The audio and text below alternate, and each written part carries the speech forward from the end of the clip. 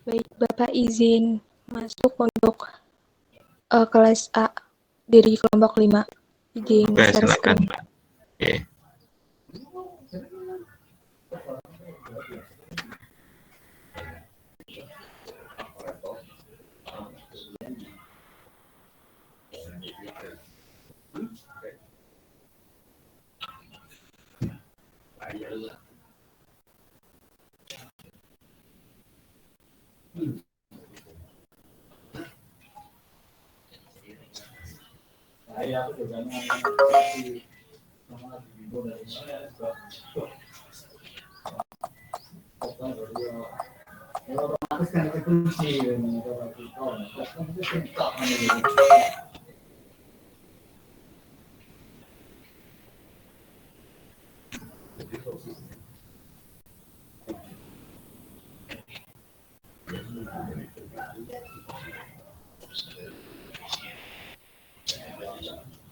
Langsung dimulai saja, Bapak. Iya, Mbak, monggo, Mbak. Baik.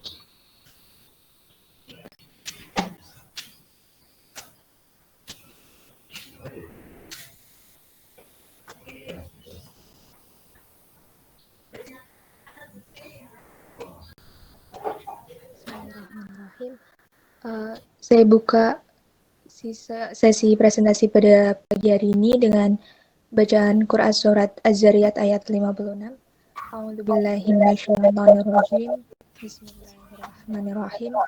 Wa ma khalaqtul jinna wal insa illa liya'budun.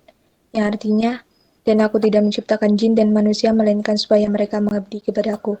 Semoga presentasi dan sesi diskusi kita pada pagi hari ini menjadi amal ibadah bagi kita semua. Yang kedua, saya buka presentasi pada pagi hari ini dengan bacaan Assalamualaikum warahmatullahi wabarakatuh. Waalaikumsalam warahmatullahi wabarakatuh. Baik, kami dari kelompok 5 kelas A pada pagi hari ini akan mempresentasikan materi tentang etika, moral, dan akhlak. Bisa di next.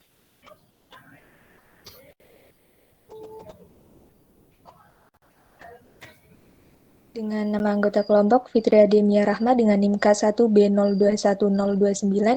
Saya sendiri Suatun Hasanah dengan NIM K1B021031 dan Rifda Sesa Ardiani dengan NIM K1B021033.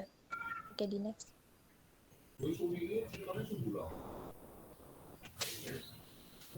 Baik, materi yang pertama yang akan kita paparkan adalah pengertian etika, moral, dan akhlak yang akan dipaparkan oleh Fitri Ademia Rahma. Dipersilakan.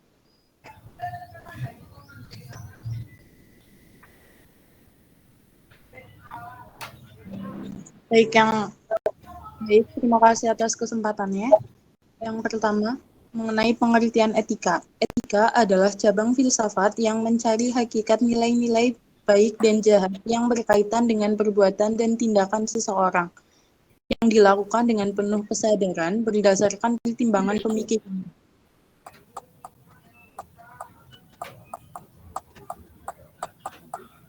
Selanjutnya, pengertian moral. Secara definisi, moral berarti adanya kesesuaian dengan ide-ide yang umum diterima tentang tindakan manusia yang baik dan wajar sesuai dengan ukuran tindakan yang oleh umum diterima, meliputi kesatuan sosial atau tertentu.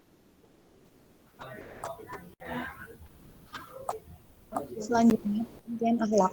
Akhlak adalah suatu sifat yang melekat dalam jiwa dan menjadi kepribadian. Dari situlah memunculkan perilaku yang spontan, mudah, tanpa memerlukan pertimbangan. Assalamualaikum warahmatullahi wabarakatuh. Selanjutnya, Permisi. Ketua, ilmu akhlak dengan pengurus. ilmu Selanjutnya, dengan ilmu akhlak dengan sosiologi. Akhlak dan sosiologi.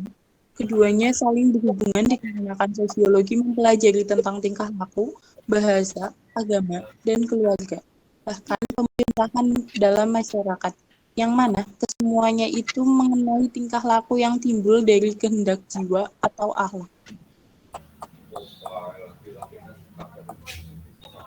Selanjutnya, hubungan ilmu akhlak dengan psikologi. Psikologi merupakan suatu ilmu yang mempelajari mengenai kejiwaan dan batin seseorang. Dalam Al-Quran, batin dibahasakan dengan insan. Dalam studi yang dilakukan para pakar, al-insan ini kemudian diartikan sama dengan laku manusia yang cenderung dilakukan spontan. Dari sini, kita dapat melihat bahwa adanya keterkaitan antara ilmu psikologi dengan batin dan kemudian perilaku atau akhlak manusia. Dengan kata lain, melalui bantuan informasi yang diberikan ilmu jiwa atau potensi kejiwaan yang diberikan Al-Quran, maka secara teoritik ilmu akhlak dapat dibangun dengan Wabarakatuh. Permisi Bapak Ketua, pengurus, dan Bapak selanjutnya Ibu dengan sekalian. antara akhlak dengan hukum. Hukum dan akhlak. Kajian keduanya kurang lebih sama, yaitu tentang perilaku manusia. Keduanya juga memiliki tujuan yang sama, yaitu terciptanya keserasian, keamanan, dan kedamaian. Jika dibandingkan dengan hukum konvensional, hukum Islam memiliki hubungan yang lebih dekat dengan akhlak. Setiap perbuatan yang dinilai oleh akhlak pasti mendapat kepastian hukum Islam berupa salah satu dari 5 kategori, yaitu wajib, sunnah, mubah, haram, dan makruh. Sebaliknya untuk segala perbuatan yang diputuskan hukumnya oleh hukum Islam, akhlak selalu memberikan penilaian tentang baik buruk. Ini adalah manifestasi yang dari luasnya ruang lingkup hukum Islam yang menilai setiap perbuatan, berbeda dengan hukum konvensional yang dirasa cangkupannya kurang luas di beberapa aspek tertentu. Ilmu akhlak dengan ilmu pendidikan. Ilmu pendidikan sebagai dijumpai dalam berbagai literatur, banyak bicara mengenai berbagai aspek yang ada hubungannya tercapainya tujuan pendidikan. Dalam ilmu ini, antara lain dibahas tentang rumusan tujuan pendidikan, materi pelajaran berupa kurikulum, guru, metode, sarana dan prasarana, lingkungan, bimbingan, proses belajar mengajar, dan lain sebagainya. Menurut pendapat para ahli, salah satu tujuan besar pendidikan dalam Islam adalah menumbuhkan sikap dan akhlak yang baik sebagai seorang manusia muslim dan hamba Allah Subhanahu wa taala. Dengan ilmu akhlak dengan ilmu tauhid. Jika dilihat dari segi objek pembahasannya, ilmu tauhid membahas masalah Tuhan baik dari segi zat, sifat, dan perbuatannya. Tauhid menghendaki agar seorang yang bertauhid tidak hanya cukup dengan menghafal rukun iman yang 6 dengan dalil-dalilnya saja, tetapi yang terpenting adalah agar orang yang bertauhid itu meniru dan mencontoh terhadap subjek yang terdapat dalam rukun iman, yang mana semua subjek yang terkandung di dalamnya menuntun kita untuk memiliki akhlak yang baik.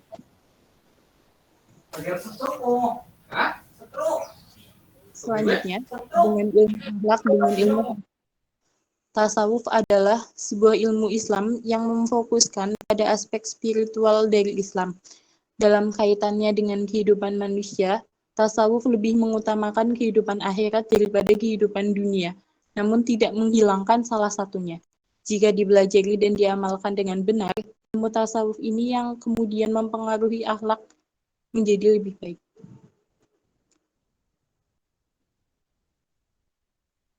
Selanjutnya, hubungan ilmu akhlak dengan ilmu filsafat.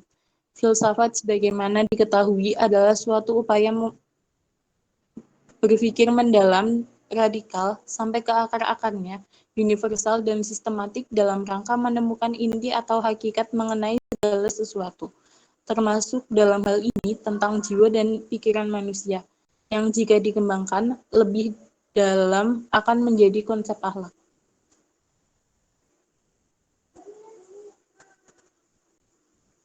Saya kembalikan kepada moderator.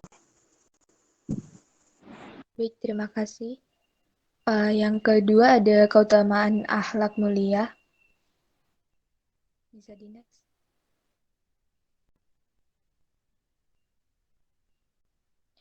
Keutamaan akhlak mulia secara eksplisit salah satunya diterangkan dalam hadis riwayat At-Tirmidzi yang berbunyi dari Abu Hurairah, Rasulullah Shallallahu Alaihi Wasallam pernah ditanya tentang amal yang paling banyak memasukkan manusia ke dalam surga.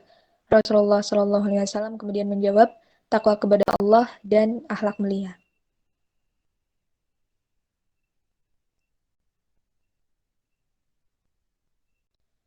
Yang kedua juga dijelaskan dalam hadis riwayat Tirmidzi Riyadlu al-Solihin 278, akmalul mu'minina ima ahsanhum khulqan, yang artinya orang mukmin yang paling sempurna imannya adalah yang paling bagus akhlaknya. Next.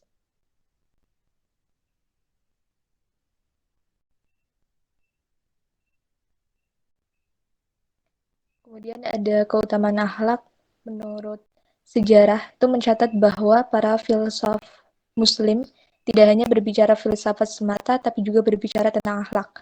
Bahkan akhlak merupakan salah satu kajian penting dari filsafat mereka akhlak dalam filsafat Islam telah menjadi bagian dari filsafat Al-Farabi, Ibnu Sina, Ibnu Maskawih, dan Ibnu Bajjah, Al-Ghazali, dan lain-lain.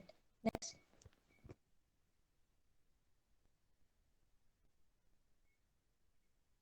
Pembicaraan mereka tentang akhlak semuanya bermuara pada keutamaan dan kebahagiaan, dan semuanya itu berkaitan dengan sikap dan perilaku keimanan seseorang.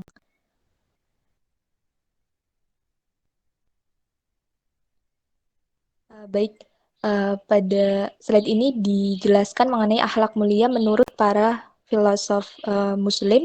Yang pertama dari Al-Ghazali. Al-Ghazali itu mendefinisikan akhlak dengan sifat yang tertanam dalam jiwa manusia, yang melahirkan dengan mudah tanpa memerlukan pemikiran maupun pertimbangan. Jika sikap itu yang darinya lahir perbuatan yang baik dan terpuji, baik dari segi akal dan syara, maka ia disebut akhlak yang mulia. Dan jika yang lahir darinya perbuatan yang tercela, maka sifat tersebut disebut dengan akhlak yang buruk.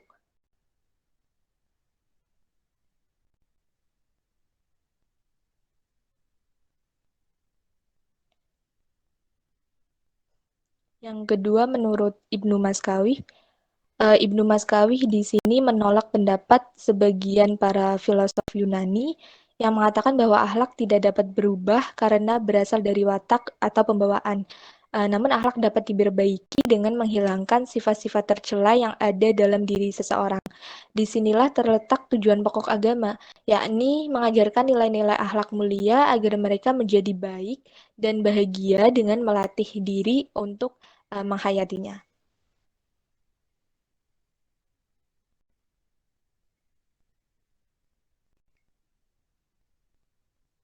Yang selanjutnya dari Al-Farabi. Menurut Al-Farabi, akhlak terpuji dapat diperoleh melalui adat kebiasaan, yaitu dengan melakukan suatu aktivitas secara berulang-ulang dalam waktu yang lama dan dalam masa yang berdekatan. Al-Farabi membagi akhlak terpuji itu dalam 3 hal. Yang pertama, berani adalah sifat yang terpuji. Yang kedua, kemurahan atau karam. Yang ketiga, itu memelihara kehormatan diri.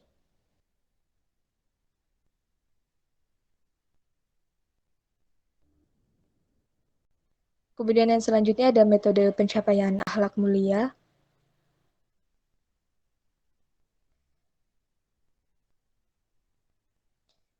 Cara yang dipergunakan dalam menempuh pendakian akhlak itu ada menurut beberapa cara, salah satunya dari Muhaimin yang menyebutkan bahwa cara yang dapat digunakan dalam menempuh pendidikan akhlak yang pertama ada takhalli, yakni mengosongkan diri dari sifat-sifat yang tercela dan maksiat lahir dan batin.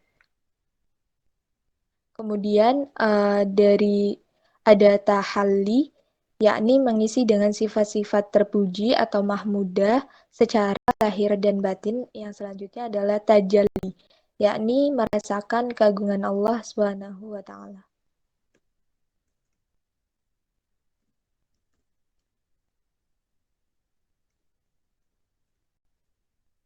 Yang selanjutnya menurut Quraisy Shihab ada takhalluk yang artinya yaitu memaksakan diri dan membiasakan diri untuk melakukan sesuatu secara berulang-ulang. Selanjutnya ada berzikir. Di sini ada ayat atau dalil tentang berzikir, yakni Quran Surat Al-Baqarah ayat 152. A'udzubillahi minasyaitonirrajim. Bismillahirrahmanirrahim. Fadhkuruni adzkurkum washkuruli wala takfurun. Yang artinya, karena itu ingatlah kamu kepadaku, niscaya Allah ingat pula kepadamu, dan bersyukurlah kepadaku, dan janganlah kamu mengingkari nikmatku. Yang selanjutnya ada introspeksi, menyibukkan diri dengan hal yang positif, lingkungan yang baik, membaca yang bermanfaat, bergaul dengan yang berbudi, dan mengikuti sunnah Nabi. Next.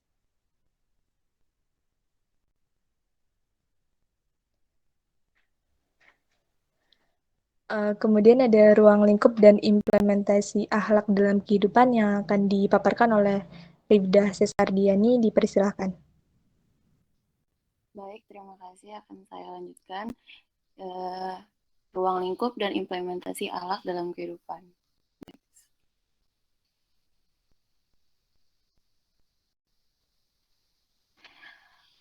Ruang lingkup akhlak. Jika definisi tentang ilmu akhlak tersebut kita perhatikan dengan seksama, akan tampak bahwa ruang lingkup pembahasan ilmu akhlak adalah membahas tentang perbuatan-perbuatan manusia. Kemudian menetapkannya apakah perbuatan tersebut tergolong perbuatan yang baik atau perbuatan yang buruk.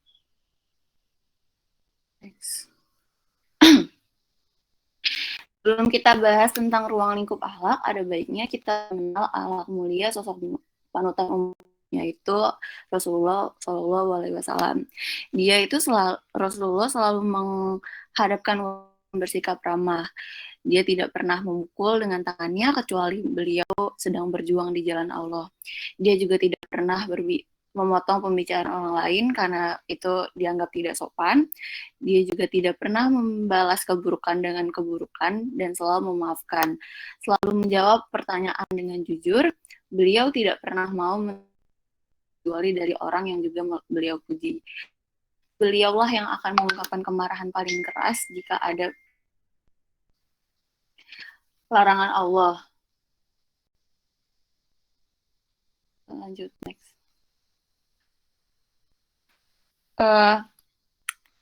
Dengan itu, beliau jadinya menjaga diri dari 3 hal. Al-Mirai, yaitu berpura-pura agar dikatakan baik, jadi dia selalu jujur, dia selalu bersikap jujur, akan baik. Terus yang kedua ada Alibkar, yaitu tergesa-gesa. Ketiga ada Wamalani, yaitu berkata yang tidak bermanfaat.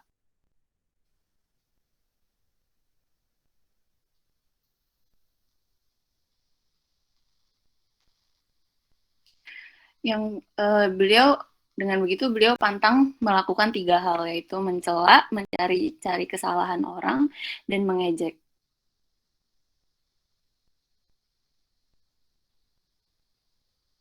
Saking baiknya beliau, ada sebuah cerita yaitu seorang datang kepada Rasulullah SAW meminta agar beliau memberinya sesuatu. Nabi berkata, aku tidak memiliki apa-apa, namun berilah barang itu atas namaku dengan berhutang. Jika aku mendapatkan sesuatu, maka aku pun akan membayarnya.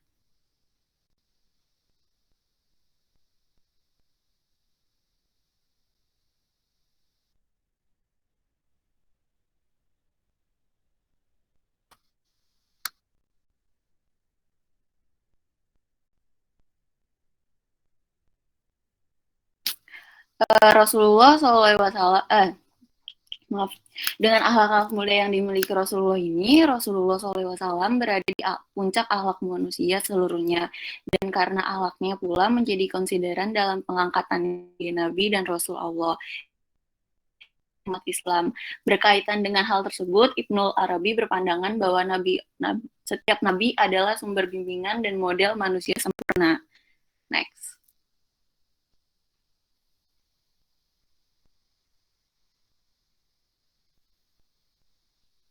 Ruang lingkup akhlak,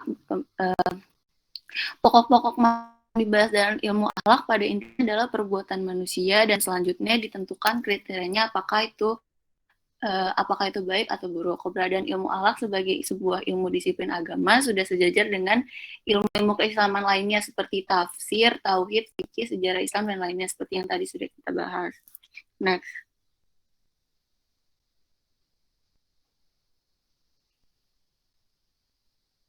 Definisi dari ruang lingkup akhlak sendiri itu adalah perbuatan-perbuatan manusia menurut ukuran baik dan buruknya. Objeknya adalah norma atau penilaian terhadap perbuatan tersebut, dan perbuatan tersebut baik perbuatan individu maupun kolektif.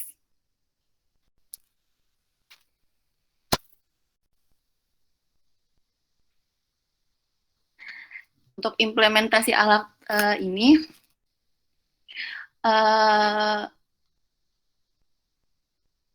jadi akhlak mulia merupakan cita-cita yang diharapkan terwujud di setiap pribadi manusia yang akan senantiasa dinantikan sebagai penghias karakter seluruh generasi di segedap masa. Nah, ini akan dijelaskan beberapa penerapan akhlak mulianya. Yang pertama, akhlak kepada Khalik, Sang Pencipta. Salah satu perilaku atau tindakan yang mendasari akhlak kepada Pencipta adalah taubat. Selain itu, kita juga harus beriman kepada Allah semata, menyembah, beribadah, dan berdoa hanya kepada Allah, mencintai, bersyukur, berzikir, tawakal, dan tawakal kepada Allah. Takwa kepada Allah, dan sebagainya.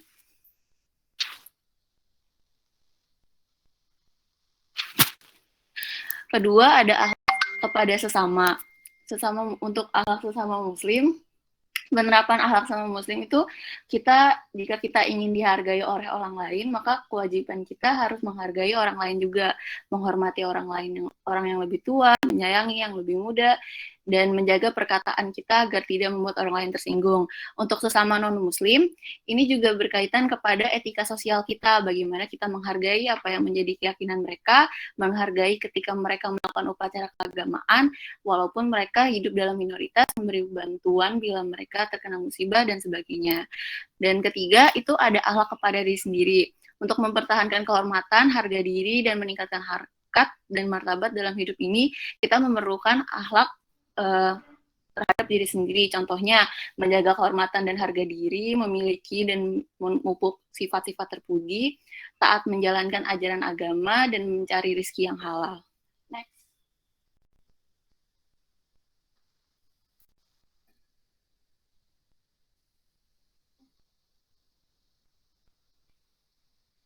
Keempat, ada akhlak kepada keluarga. Untuk kepada orang tua, salah satunya itu contohnya berbakti, menghormati, tidak berkata kasar. Terus kepada istri atau suami, saling menyayangi, bersifat jujur, dan tidak selingkuh. Kepada tetangga dan masyarakat, itu saling membantu, saling meminta, dan memberi gotong royong. Terus ada yang kelima, akhlak kepada alam semesta. Itu contohnya menjaga keseimbangan dan kelestarian lingkungan flora dan fauna serta alam semesta ini untuk kepentingan manusia. Tidak berlaku zalim, aniaya, atau mengeksploitasi secara semena-mena seperti penebangan hutan liar dan penggalian tambang tanpa merugikan lingkungan. Next.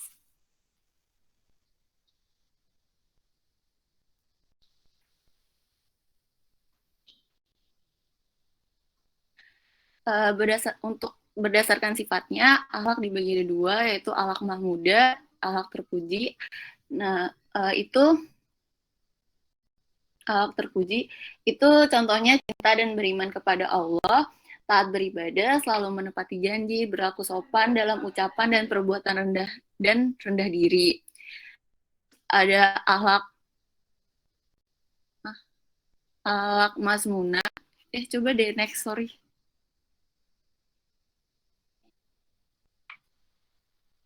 Oh, balik lagi tolong, ternyata salah. Jadi kalau berdasarkan sifatnya itu ada akhlak mahmuda, yaitu yang akhlak terpuji yang tadi saya sebutin contoh-contohnya. Terus ada akhlak masmumah, yaitu yang kebalikannya, yang tercela. Contohnya ada kufur, syirik, murtad, fasik, ria, takabur, mengadu domba, gitu. Itu sifat yang tercela. Next.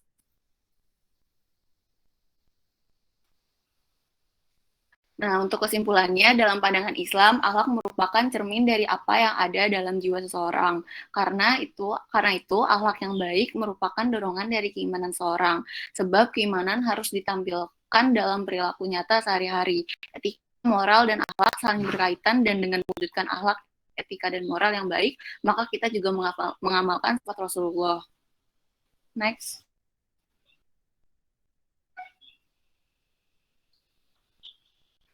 Ini adalah daftar pusakanya. Sekian dari saya kembalikan ke moderator. Terima kasih.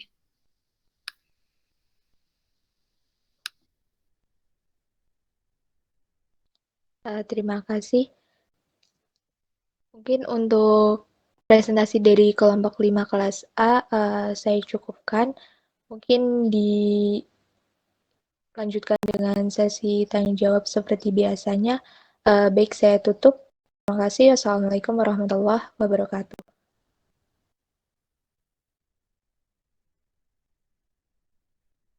Waalaikumsalam warahmatullahi wabarakatuh.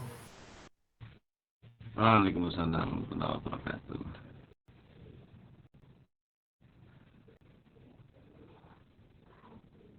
Kelas A dan B sudah presentasi semuanya ya, Mbak? Belum, Mohon Bapak maaf, baru. ini saya terkendala jaringan. Oh, baru satu ya. Monggo dilanjut dengan yang lain. Silakan. Silakan jika ada pertanyaan ditulis seperti biasa di ruang chatting. Monggo.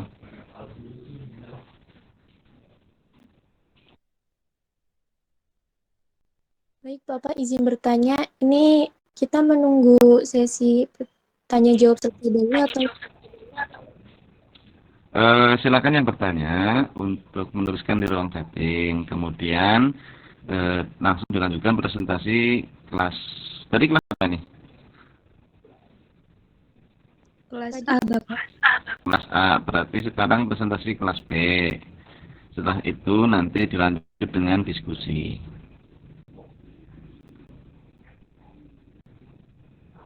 Itu ya, Mbak. Baik, Bapak. Mbak Uswah. Oke. Mbak Pria. Pak, kami dari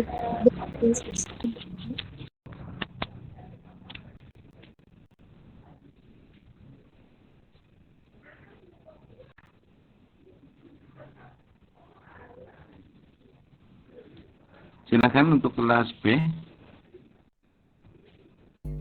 Izin share screen ya Bapak. Untuk presentasi monggo. Izin share screen ya Bapak. Oke, silakan Mbak E.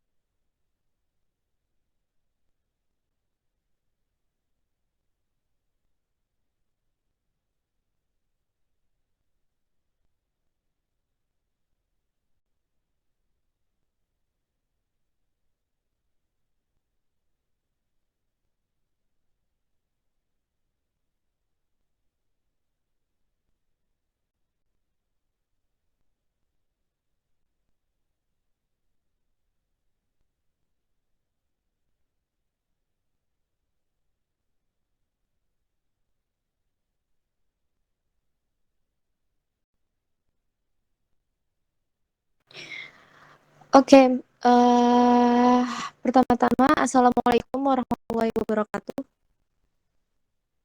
Waalaikumsalam warahmatullahi wabarakatuh. Waalaikumsalam warahmatullahi wabarakatuh.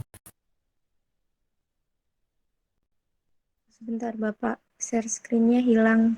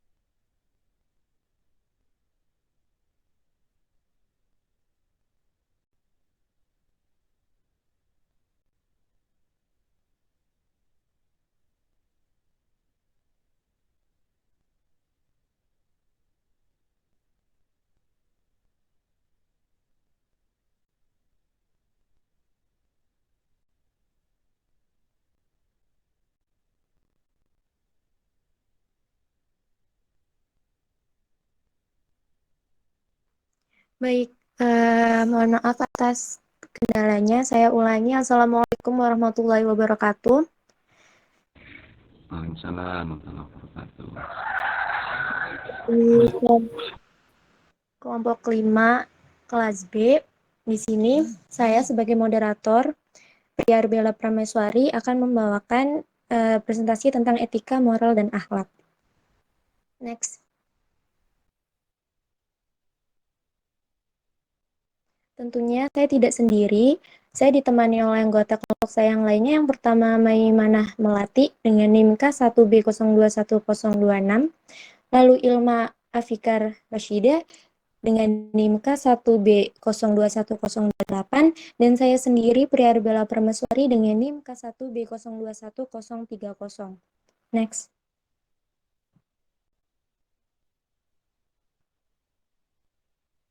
Pada pemaparan kali ini, kami akan membawakan beberapa topik pembahasan. Yang pertama, pengertian tentang etika, moral, dan akhlak. Yang kedua, hubungan ilmu akhlak dan ilmu lainnya. Yang ketiga, keutamaan akhlak mulia. Yang keempat, metode pencapaian akhlak mulia. Dan yang kelima, ruang lingkup dan implementasi akhlak dalam kehidupan. Next. Topik pembahasan yang pertama mengenai pengertian etika, moral, dan akhlak. Yang akan dibawakan saya sendiri. Next. Etika. Etika sendiri adalah sebuah tatanan perilaku berdasarkan suatu sistem tata nilai suatu masyarakat tertentu. Etika lebih banyak dikaitkan dengan ilmu atau filsafat.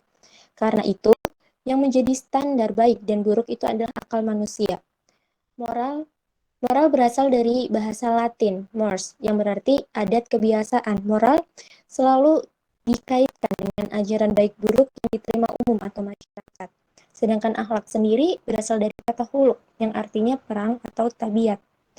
Dan dalam Kamus Besar Bahasa Indonesia, kata akhlak diartikan sebagai budi pekerti atau kelakuan. Dapat didefinisikan bahwa akhlak adalah daya kekuatan jiwa yang mendorong perbuatan dengan mudah spontan, tanpa dipikirkan dan direnungkan lagi. Next. Baik, topik pembahasan yang kedua mengenai hubungan ilmu akhlak dan ilmu lainnya yang akan disampaikan oleh teman saya, Maimanah. Waktu saya persilahkan. Baik, terima kasih atas waktunya. Selanjutnya yaitu hubungan ilmu akhlak dan ilmu-ilmu lainnya. Next. Yang pertama, ilmu akhlak dengan sosiologi. Dalam ilmu akhlak mempelajari dan mengupas masalah perilaku perbuatan manusia yang timbul dari kehendak. Sedangkan ilmu sosiologi mempersoalkan tentang kehidupan masyarakat. Dengan demikian, ilmu akhlak erat hubungannya dengan ilmu sosiologi. Yang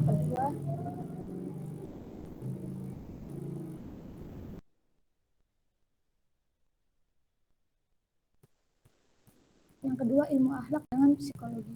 Hubungan antara akhlak dan psikologi mempunyai pertalian yang erat dan kuat. Objek penyelidikan psikologi adalah kekuatan perasaan, paham, mengenal, ingatan, kehendak, kebebasan, khayal, rasa kasih, kelezatan, dan rasa sakit. Adapun akhlak memerlukan apa yang dipersoalkan oleh ilmu jiwa tersebut.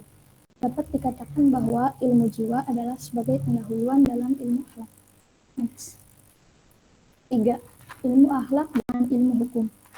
Pokok pembicaraan kedua ilmu ini adalah perbuatan manusia yang tujuannya mengatur perbuatan manusia untuk kebahagiaan. Di mana akhlak memerintahkan untuk berbuat apa yang berguna dan melarang berbuat segala apa yang mudarat. Sedangkan ilmu hukum tidak, karena banyak perbuatan yang baik dan berguna tidak diperintahkan dalam hukum. Yang keempat, ilmu akhlak dengan filsafat. Filsafat merupakan suatu upaya berpikir mendalam, radikal, sampai ke akar-akarnya, universal dan sistematik dalam rangka menemukan inti atau hakikat mengenai segala sesuatu.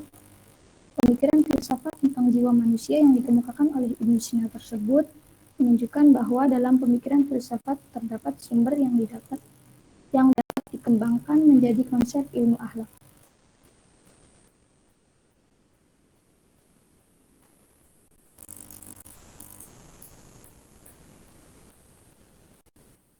Yang kelima, ilmu akhlak dengan ilmu pendidikan. Ilmu akhlak memiliki hubungan yang sangat erat kaitannya. Pendidikan merupakan sarana dalam pembentukan peserta didik sebagai seorang yang berakhlak mulia. Yang keenam, ilmu akhlak dengan akidah dan ibadah. Jika kita analogikan sebuah pohon, akidah adalah akarnya, ibadah adalah batang, dan akhlak adalah buah atau bunganya. Andaikan kita ingin ibadah yang baik, maka milikilah akidah yang kokoh, dan jika kita ingin memiliki akhlak yang baik, kita harus melewati ibadah yang baik dan rukun. Akhlak tidak mungkin terbangun dengan baik tanpa rangkaian ibadah yang berkualitas. Ibadah tidak mungkin dilakukan dan dijalankan tanpa akidah dan iman yang kuat. Yang ketujuh, ilmu akhlak dengan tasawuf. Hubungan ilmu akhlak dengan tasawuf adalah ilmu yang bertujuan untuk mendekatkan diri kepada Allah dengan cara menjauhi segala larangannya dan mematuhi segala bentuk perintahnya. Untuk mendekatkan diri kepada Allah, tentu saja kita harus memiliki akhlak yang baik. Next. Selanjutnya, keutamaan akhlak mulia. Yang pertama, misi utama diutusnya Nabi Muhammad SAW. Imam Bukhari meriwayatkan dalam Adabul Mufrad, Rasulullah SAW bersabda, "Sesungguhnya aku diutus hanya untuk menyempurnakan akhlak yang mulia." Hadis riwayat Bukhari.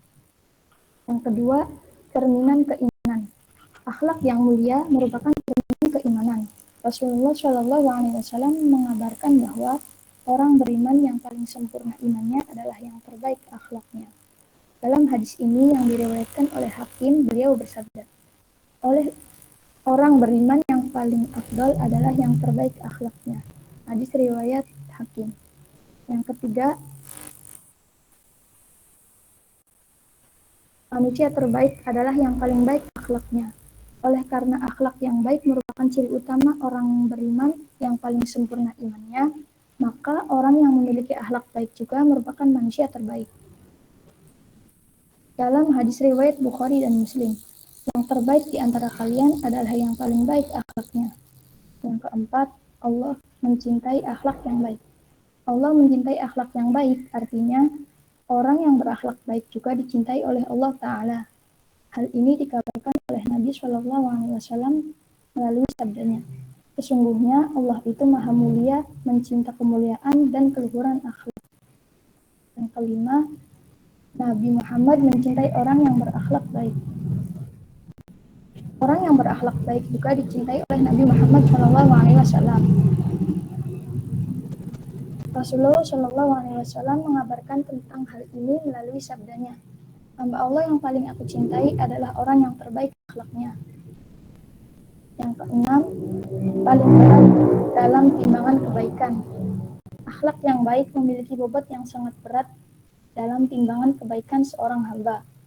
Sebagaimana disabdakan oleh Nabi SAW, tidak ada sesuatu yang paling berat ditimbang amalan, melebihi beratnya akhlak yang baik. Yang ketujuh, amalan paling banyak memasukkan manusia ke dalam surga. Akhlak yang baik merupakan amalan yang paling banyak memasukkan manusia ke dalam surga.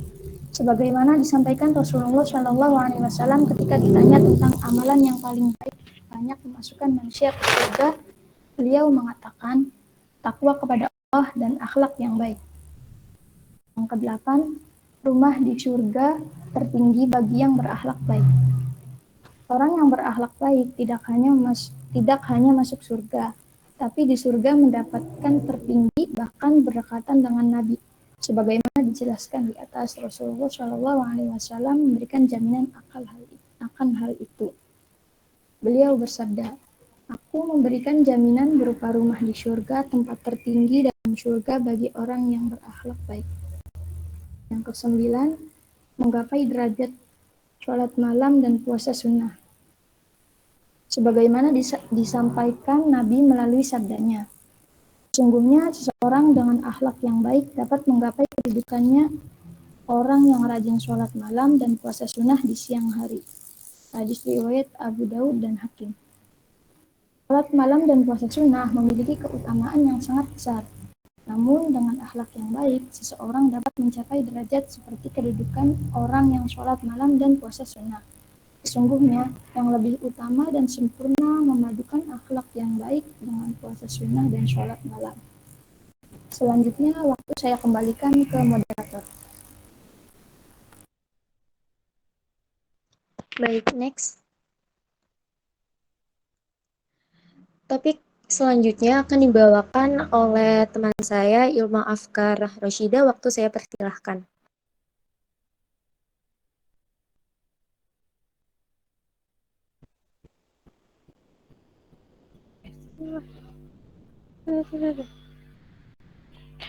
Metode pencapaian akhlak mulia. Tujuan perjalanan hidup manusia dalam konsep filsafat Islam adalah mencapai perjumpaan kembali dengan Tuhan. Perjumpaan kembali ini mensyaratkan amal soleh, yaitu akhlak mulia dalam interaksinya dengan Sang Khalik maupun sesama makhluk. Dalam proses mendapatkan predikat khalifah, manusia atau al-insan harus berjuang terus-menerus menempa dirinya dengan ilmu pengetahuan dan akhlak mulia menuju kesempurnaan dirinya. Selanjutnya, menurut Quraisy Shihab menulis beberapa pandangannya terkait dengan pembentukan akhlak yang direstui Islam sebagai berikut. Yang pertama ada dengan cara takhallul, yakni memaksakan diri dan membiasakan diri untuk melakukan sesuatu secara berulang-ulang. Yang kedua,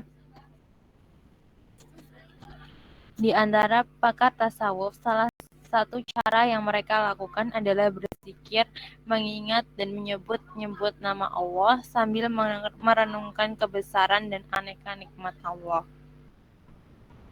Yang ketiga, selain yang disebutkan di atas, hal lain yang perlu digarisbawahi dalam konteks meraih akhlak luhur.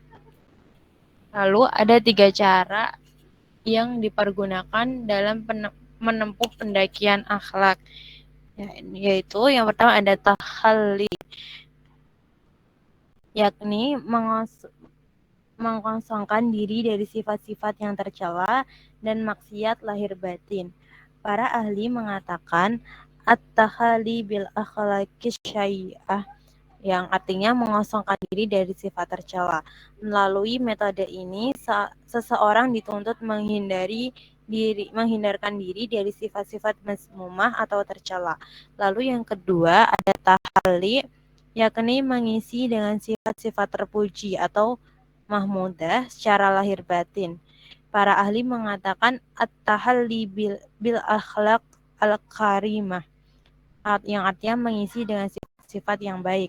Lalu yang ketiga ada tajalli, yakni merasakan keagungan Allah Subhanahu wa taala. Para ahli mengatakan at-tajalli ila rabbil bariyah, yang artinya merasa keagungan Allah Tuhan manusia.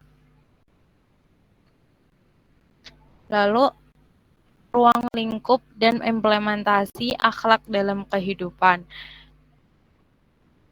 Mengenai ruang lingkup akhlak, Muhammad Abdullah Darras membaginya atas 5 bagian, yaitu yang pertama akhlak pribadi.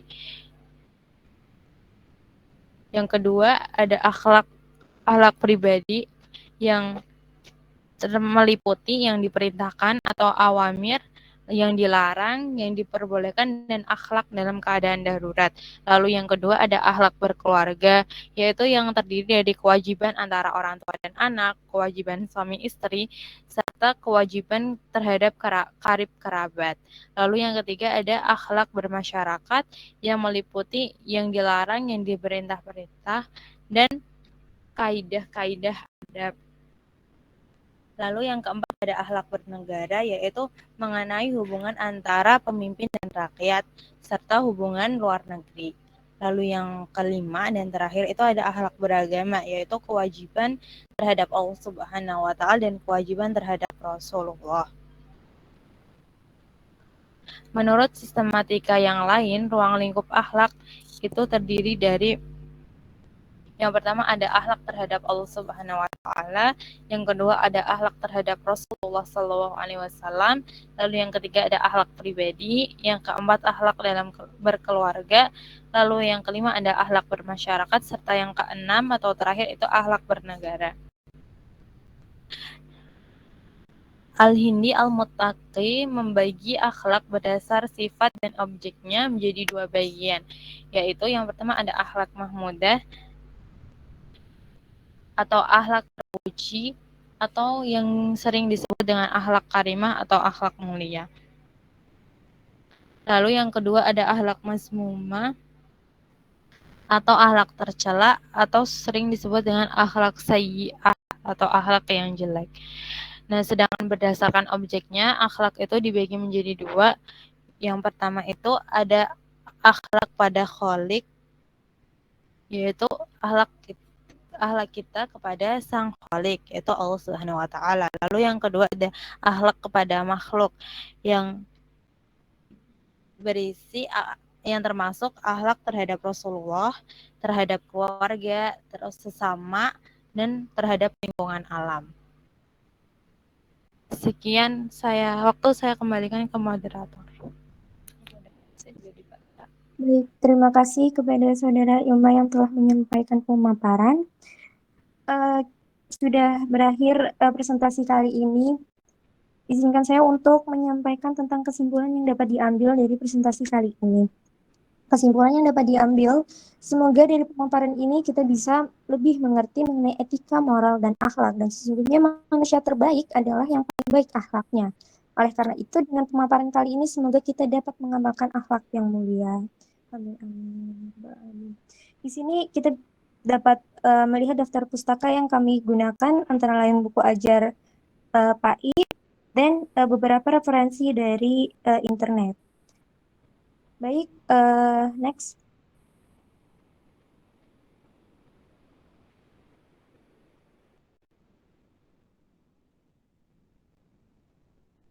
Bisa di next. Baik, sekian dari kami. Apabila ada pertanyaan atau sanggahan, kami membukanya. Silakan bisa lewat kolom komentar. Terima kasih. Wassalamualaikum warahmatullahi wabarakatuh. Waalaikumsalam warahmatullahi wabarakatuh. Teman-teman semuanya, mohon maaf nih saya tidak bisa menggunakan laptop sehingga kurang jelas ya dalam membaca apakah sudah ada yang bertanya atau belum nih. Sudah ada yang bertanya atau belum ya untuk presentasi pertama? Oh sudah ada, alhamdulillah ini. Monggo kepada kelompok pertama yang presentasi dipersilahkan untuk menanggapinya.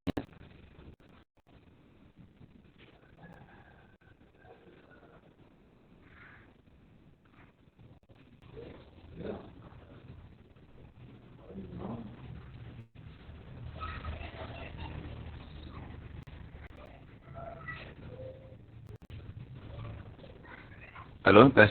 Apakah suara saya bisa terdengar dengan baik?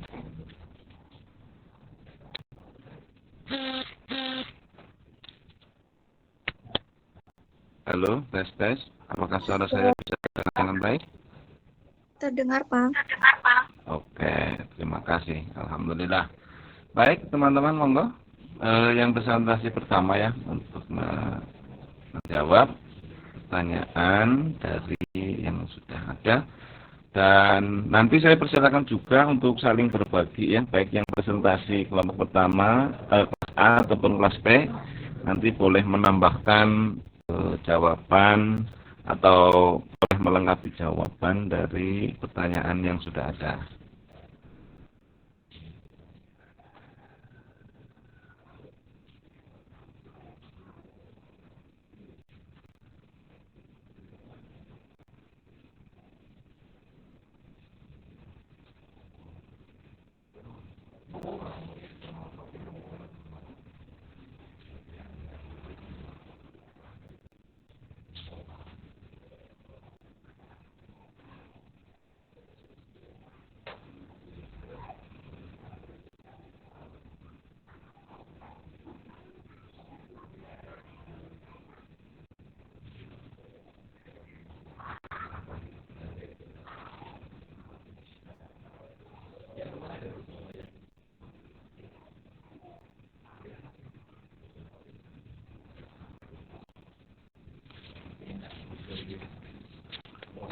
teman-teman semuanya, saya batasi waktunya sampai jam 12 ya.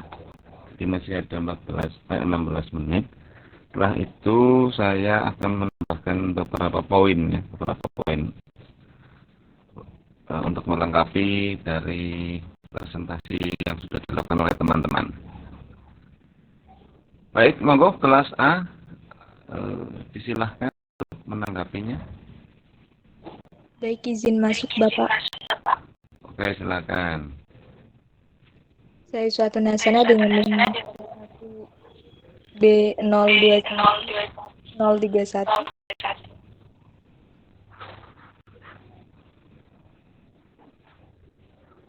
Izin menanggapi pertanyaan.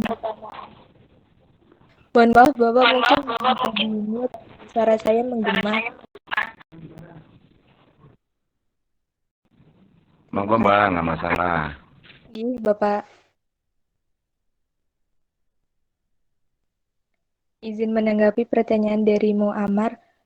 Izin bertanya, apakah faktor dari luar seperti lingkungan masyarakat bisa mempengaruhi akhlak seseorang?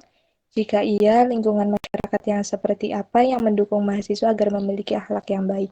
Terima kasih atas pertanyaannya. Izin menjawab, lingkungan masyarakat bisa dibilang sangat mempengaruhi akhlak dari seseorang.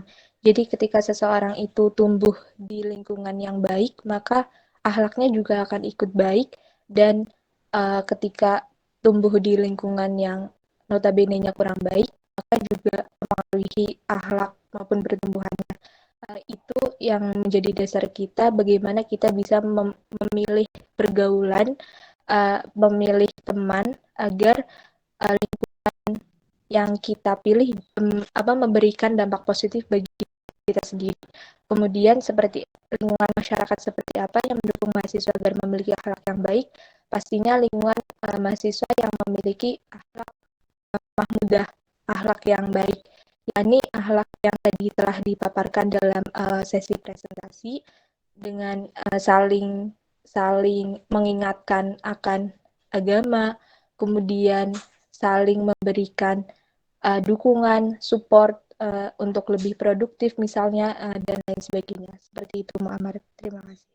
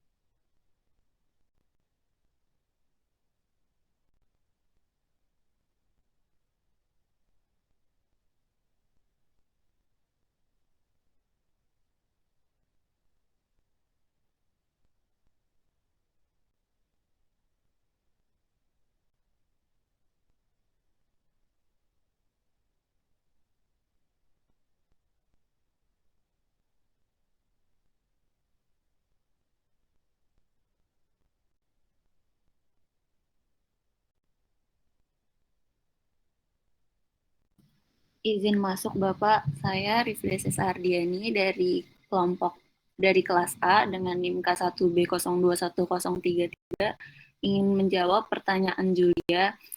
Saya Julia Jaki dari K1B021027 dari kelas A. Izin bertanya mengenai tajali. Apakah tajali ada tingkatannya? Jelaskan tingkatan tajali yang kalian ketahui. Terima kasih.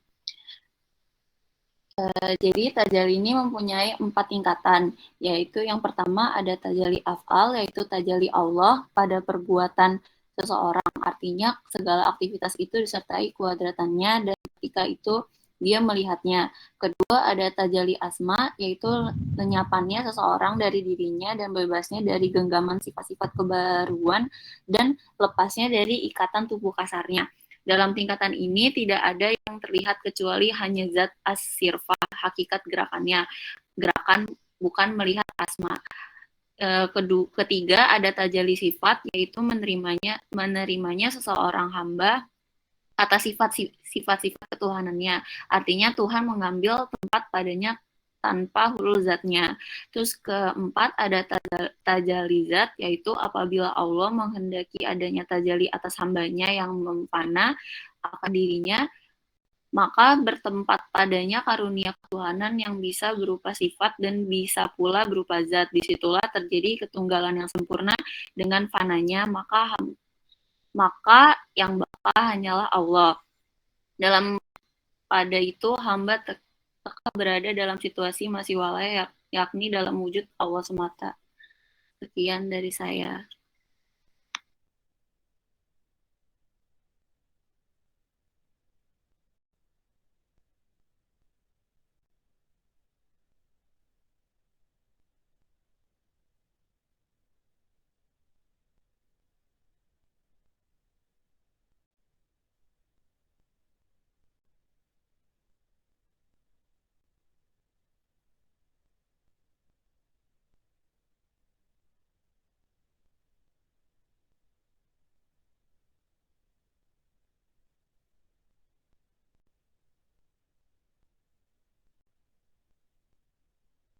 Baik Bapak, saya dari kelas B ingin menjawab pertanyaan dari Febi Ayu Ramadhani.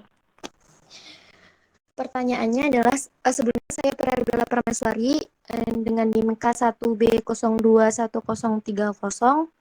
Ini menjawab pertanyaan dari Saudara Febi. Saya Febi Ayu Rahmadani dengan NIM K1B021012 dari kelas B ingin izin bertanya, apakah adab dan akhlak berbeda serta manakah yang lebih penting di antara kedua tersebut? Terima kasih. Izinkan saya menjawab. Setelah saya mencari beberapa referensi, adab dan akhlak itu berbeda. Akhlak sendiri adalah kemuliaan atau sikap baik yang dilahirkan dari proses ibadah. Jadi, jika latihan ibadah ini menjadi lebih baik dan semangatnya meningkat, maka akhlak yang muncul dalam jiwa ini seperti otomatis nantinya. Sedangkan adab sendiri diterangkan oleh Ustadz Adi Hidayat, yaitu kemuliaan yang lahir dari proses pendidikan atau pengajaran. Jadi seseorang yang memiliki adab belumlah tentu memiliki akhlak. Tetapi seseorang yang memiliki akhlak tentu sudah memiliki adab. Jangankan orang beriman, yang tidak beriman pun berpeluang mempunyai adab. Terang Ustadz Al-Hidayat. Jadi setelah saya membaca beberapa artikel tersebut, saya dapat menyimpulkan bahwa antara adab dan akhlak menurut saya lebih penting jika kalian mempunyai akhlak terlebih dahulu. Karena orang yang telah memiliki akhlak, balik lagi tadi, tentu sudah memiliki adab. Sedangkan orang yang memiliki adab tidak memiliki akhlak.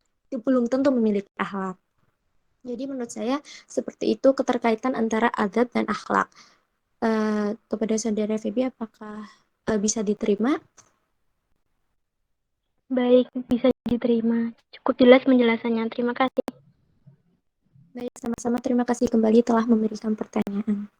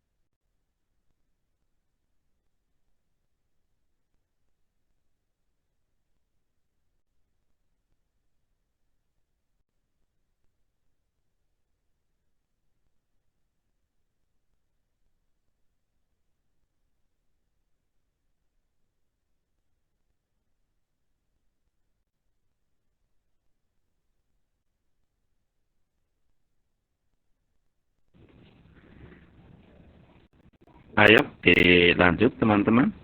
Monggo.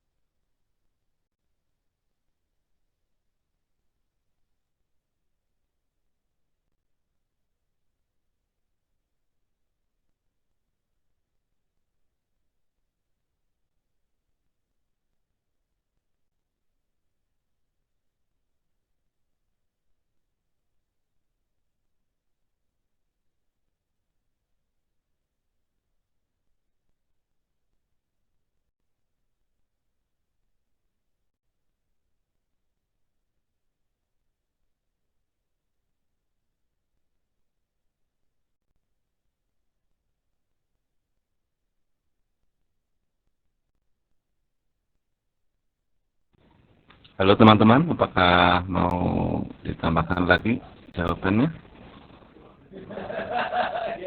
Halo, apakah suara saya masih terdengar dengan baik? Terdengar Bapak. Baik, gimana nih? Apakah ada yang mau menjawab lagi enggak? Izin masuk, Pak. Oke, silakan. Saya terima kasih dulu dari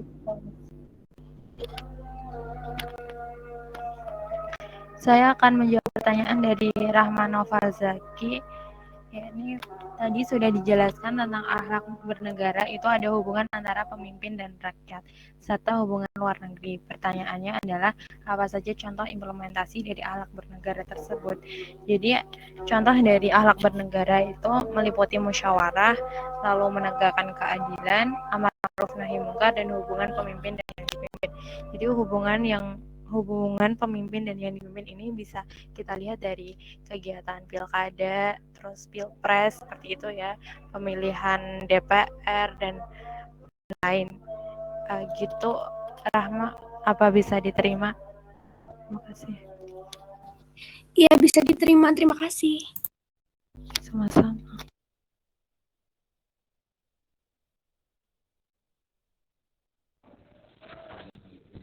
Monggo yang lain teman-teman, masih ada 3 menit. Selanjutnya nanti saya akan menambahkan.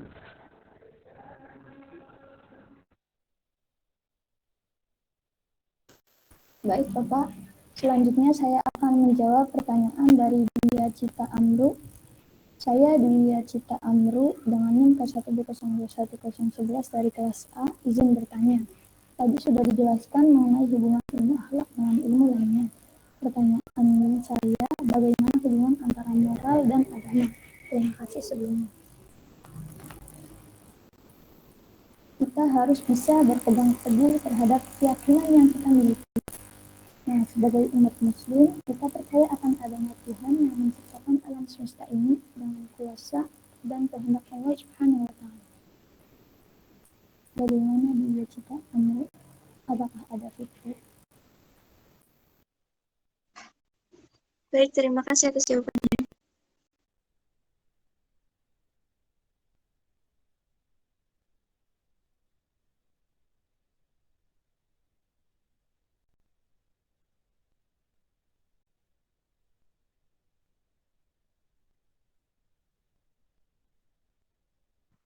Baik, Bapak, saya dari kelas B ingin menjawab pertanyaan terakhir yang belum dijawab dari Iqbal.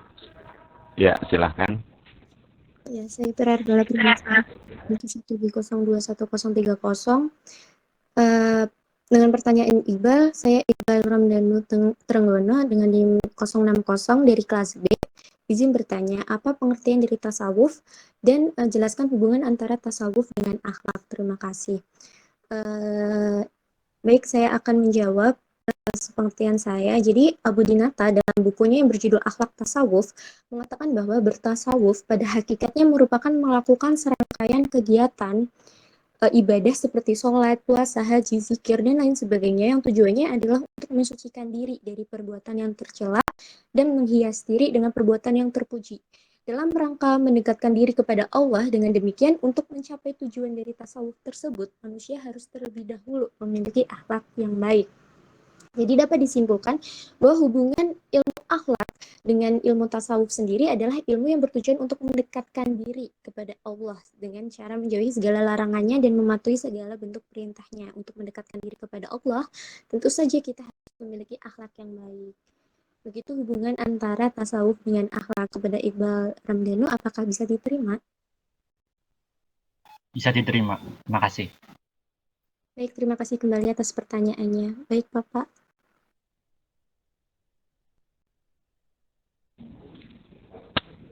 Baik, terima kasih teman-teman semuanya yang presentasi maupun yang memberikan pertanyaan ya, dan maupun kepada teman-teman yang masih setia mengikuti kuliah kita ini.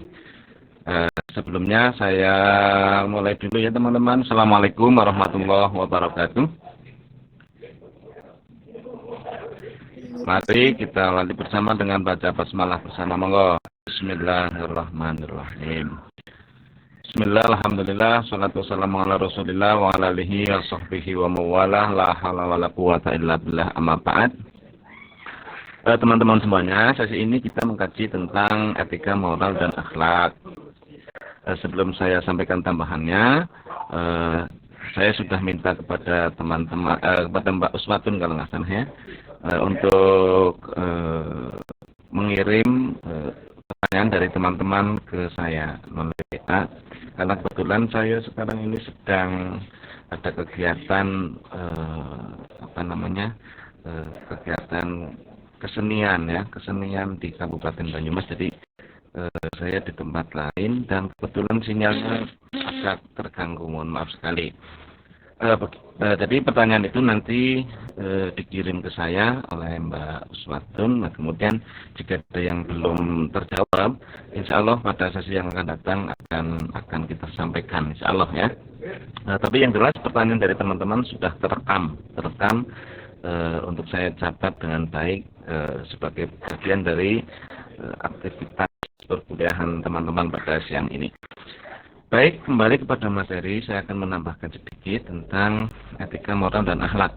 Pada intinya, kajian kita ini adalah kajian tentang persoalan baik dan buruk.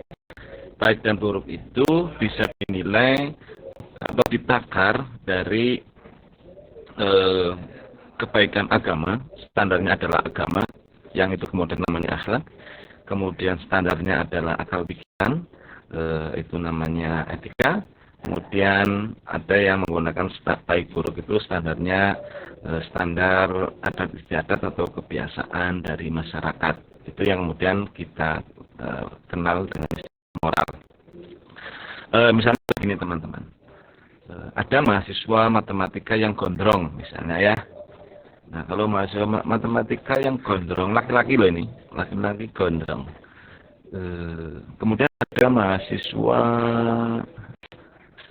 jurusan pendidikan, nah, calon guru, dia gondrong misalnya gitu. Nah, ini secara agama memang tidak ada larangan ya terkait dengan gondrong atau tidaknya. Hanya kepantasan dari lingkungan, apakah itu pantas enggak gondrong gitu kan. Kalau mahasiswa matematika pantas enggak, apalagi mahasiswa pendidikan pantas enggak.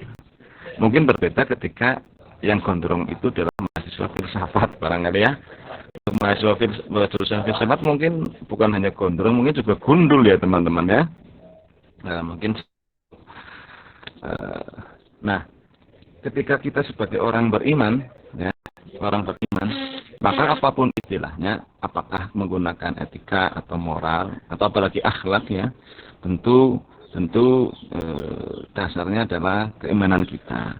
Kalau toh misalnya kita menggunakan standar atau takaran dari akal pikiran, nah tentu saja akal pikiran orang beriman tentu berbeda dengan akal pikiran orang tidak beriman.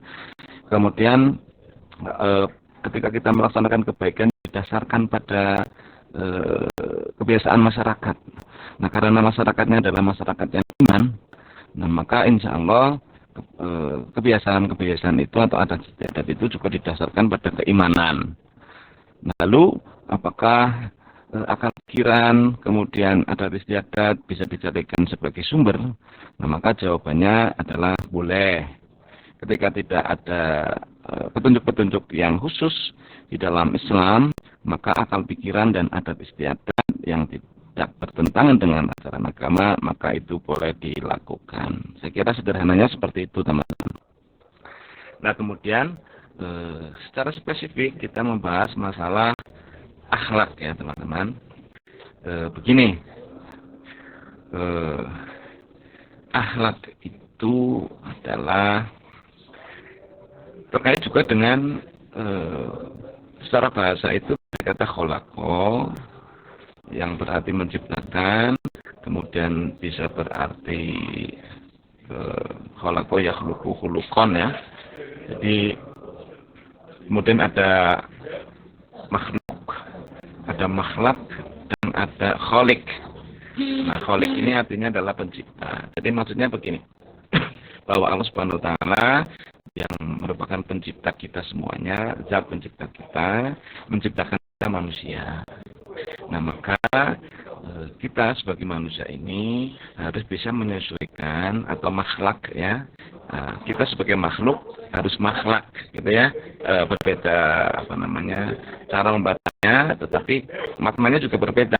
Makhluk itu ciptaan, kalau makhluk itu semacam penyesuaian. Jadi maksudnya kita sebagai makhluk ini yang diciptakan oleh Allah hendaklah dalam melaksanakan aktivitas hariannya itu mengikuti atau memantaskan diri dengan perilaku sang kholik. Nah, bagaimana perilaku sang kholik itu bisa kita pahami? Nah, kita lihat di Al-Quran. Kita lihat Rasulullah Shallallahu Alaihi Wasallam, karena beliau itu orang yang hafal Quran, orang yang paling tahu Al-Quran, bahkan khuluquhu Al-Quran, bahkan akhlak beliau adalah Al-Quran. Maka rujukan kita adalah apa yang disampaikan oleh Rasulullah SAW, baik dalam Al-Quran maupun hadis. Ini sekilas seperti itu, ini sederhananya seperti itu, teman-teman. Kemudian begini, saya ingin menambahkan tentang bahwa Rasulullah karakteristik Rasulullah ya, yang kebetulan tidak saya tulis di buku akhlak, di buku PAI. Untuk materi PAI yang ada di buku teman-teman semuanya itu, buku PAI Unjud, kebetulan saya yang menulis ya. Ada yang belum sempat saya tulis, itu tentang karakteristik Rasulullah ya, secara spesifik ini. Begini teman-teman, bahwa Rasulullah sebagai utusan Allah itu adalah orang yang sempurna lahiriahnya dan batiniahnya. Jadi kalau kholq itu aspek fisikal manusia, tapi kalau khuluq itu aspek atau wajah batin manusia. Nah, Nabi, semua Nabi kita Rasulullah Muhammad Sallallahu Alaihi Wasallam adalah orang yang sempurna lahir dan batin. Ya. Kalau kita mengenal bahwa Nabi yang tertampan adalah Nabi Yusuf, nah, sebenarnya dalam pandangan para ulama bukan hanya Nabi Yusuf, tapi ada Nabi Muhammad Sallallahu Alaihi Wasallam. Nanti kita bahas sedikit ya. Nah, sekilas ya, bahwa kalau kita merujuk kepada apa yang sampai kepada saya misalnya ya, sampai kepada kita, bahwa muka Rasulullah Shallallahu Alaihi Wasallam itu mukanya adalah muka al-basam. Muka beliau itu muka tersenyum. Nah ini, jadi muka beliau saja itu muka tersenyum. Biasa saja kelihatan tersenyum, apalagi kalau tersenyum sungguhan. Kita bisa membayangkan melihat orang dengan wajah yang tersenyum, ya. Coba kita bertemu dengan orang yang berpapasan dengan kita, kemudian dia tersenyum. Apa yang kita lakukan kemudian? Berarti secara gerak mekanik dalam tubuh kita atau gerak organik dalam tubuh kita, itu kemudian kita juga secara otomatis akan tersenyum. Nah, tentu ini membawa dampak yang positif dalam interaksi dengan orang lain. Nah, inilah kemenangan pertama dari akhlak Islam. Ketika kita selalu bergaul dengan wajah tersenyum, wajah teduh, wajah menyenangkan, maka siapapun yang ada di hadapan kita akan kemudian merasa terlindungi, merasa nyaman, merasa tenang. Kayak gitulah teman-teman. Nah, mari kita praktekkan bersama atau implementasikan bersama akhlak seperti itu. Kita mulai berangkat dari kita sebagai orang yang murah senyum, ya. Walaupun keadaan kita barangkali hati sedang pahit, hati kita sedang tergores, gitu ya, Mbak Pria, barangkali ya, ya nggak Mbak Pria? Iya, barangkali saja hati kita sedang tergores, ya. Kalau kulit tergores dicari obatnya, tapi kalau hati yang tergores, kemana obat hendak dicari, katanya gitu ya Mbak Arabella ya. Mbak siapa ini? Iya Pak. Iya, barangkali gitu. Kalau kulit yang tergores mudah dicari obatnya, tapi kalau hati yang tergores, kemana obat hendak dicari. Apapun keadaan batin kita, nah kita harus ungkapkan atau ekspresikan dalam raut muka kita dengan wajah tersenyum. Biar masalah kita menjadi masalah kita yang akan kita selesaikan kita dengan Allah. Tapi untuk ketika kita harus keluar, harus tampil di hadapan orang, kita harus mengedepankan senyuman. Gitu. Karena Rasul ini adalah akhlak Rasul, ini adalah sunnah Rasul, ya. Sunnah Rasul itu bukan hanya malam Jumat saja. Itu justru kalau bicara sunnah Rasul dalam malam Jumat, ini mungkin pembohongan publik. Ya. Bukan itu maksudnya sunnah Rasul. Sunnah Rasul itu banyak sekali, ya. Nah, jadi itu sunnah, bahkan ini menjadi sunnah utama lah ya bagi kita. Karena itu merupakan karakteristik Rasulullah SAW. Muka tersenyum. Baik, saya contohkan ini betapa Rasulullah memiliki citra lahiriah yang sempurna dan batinnya yang sempurna. Ada yang mengatakan bahwa yang tertampan itu adalah Nabi Yusuf. Oke, nggak masalah. Ada juga berpendapat sebenarnya yang paling tampan itu adalah Rasulullah Muhammad SAW. Nah, dalam hal ini, maksudnya bukan kemudian kita meninggikan yang lain lalu merendahkan yang lainnya lagi, bukan seperti itu maksudnya. Tetapi sejauh yang saya pahami adalah bahwa Rasulullah SAW itu dominan pada tajalliyat Allah. Beliau itu dominan pada keagungannya, ya, pada keagungan. Sementara Nabi Yusuf itu dominan pada jamaliyahnya, ya. Jadi kalau Rasulullah Muhammad SAW dominan jalaliyahnya, keagungannya. Nah, sementara kalau Nabi Yusuf itu dominan pada dirinya jamaliyahnya, sifat keindahan Allah ada pada dirinya. Sampai-sampai Waqila ya diriwayatkan ketika beliau sedang berjalan lewat para putri istri-istri pembesar kerajaan Mesir terpana ya, sampai ketika dia sedang megang pisau kemudian memegang buah, tujuannya menguliti buah, tetapi yang terkuliti adalah kulit tangannya sendiri, saking terpananya. Ini luar biasa ya Nabi Yusuf.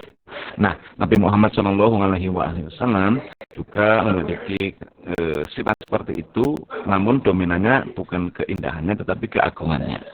Baik, saya sampaikan ini ada dua informasi, dua sumber yang saya terima tentang bagaimana Rasulullah Muhammad SAW sebagai orang yang sempurna lahir batinnya, fisiknya sempurna, batiniahnya juga sempurna.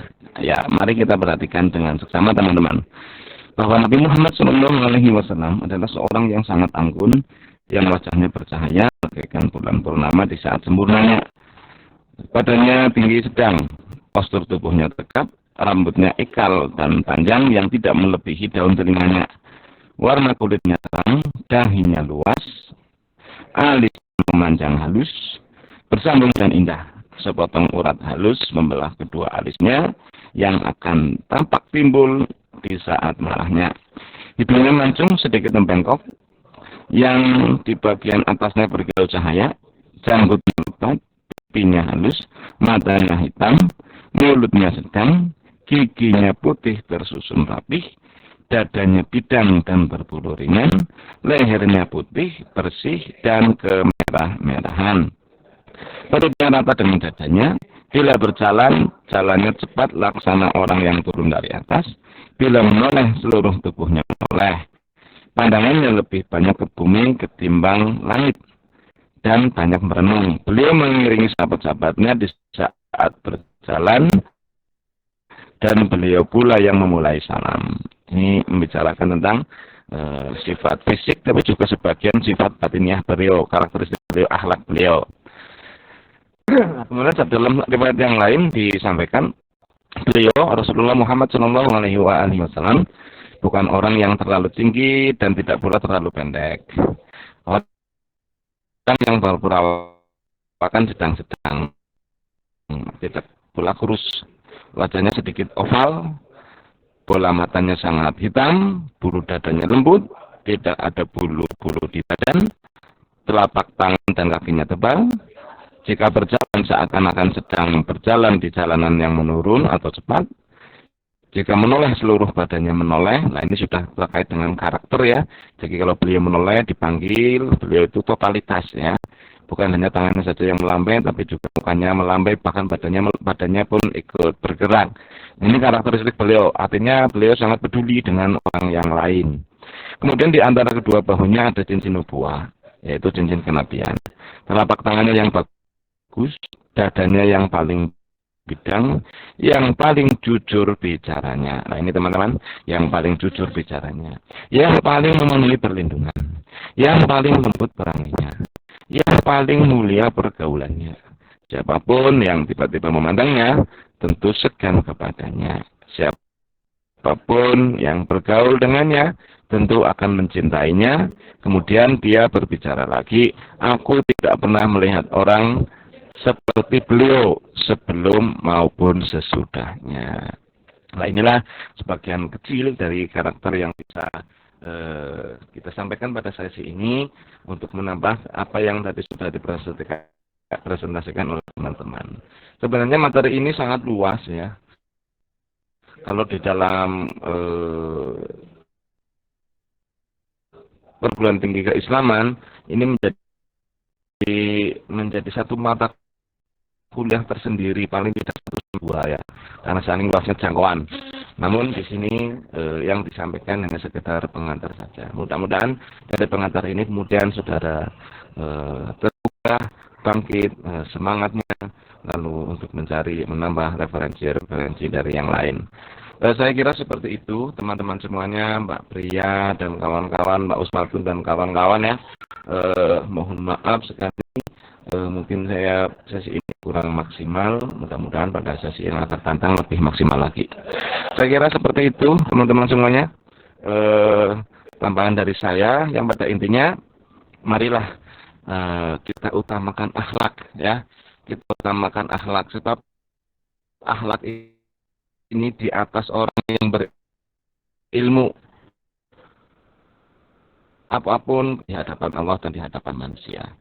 Dari itu kita utamakan akhlak. Insya Allah dengan kita berakhlak, maka kehidupan pencapaian kehidupan kebahagiaan ya di dunia ini baik di akhirat kelak insya Allah akan mudah diraih. Dan jaminan Allah orang yang berakhlak itu adalah jaminan surga. Maka dari itu utamakan akhlak ya. Misalnya termasuk begini, ketika kita berdialog berdebat dengan orang yang tidak berilmu misalnya. Itu pun kita harus mengedepankan akhlak, utamakan keselamatan. Jadi tidak usah mengedepankan keilmuan kita. Ya. Kita cari yang selamat saja, selamat untuk diri kita dan selamat untuk lawan bicara kita. Saya kira seperti itu. Ya. Jadi mari akhlak ini menjadi fokus dari perjalanan hidup kita, karena inilah yang dicontohkan oleh Rasul, disertakan oleh Rasul. Dan ini juga menjadi kebiasaan Rasul ya. Dan Islam datang, Rasulullah diutus itu untuk menyempurnakan akhlak manusia. Saya kira seperti ini yang bisa saya sampaikan. Mudah-mudahan ada kesempatan lain mungkin bisa kita tambahkan ya teman-teman. Terima kasih dan mohon maaf jika ada kekurangan. Saya kembalikan kepada yang presentasi, monggo dari kelas A ataupun kelas B. untuk menutup acara kita pada siang ini. Terima kasih dan Assalamualaikum warahmatullahi wabarakatuh.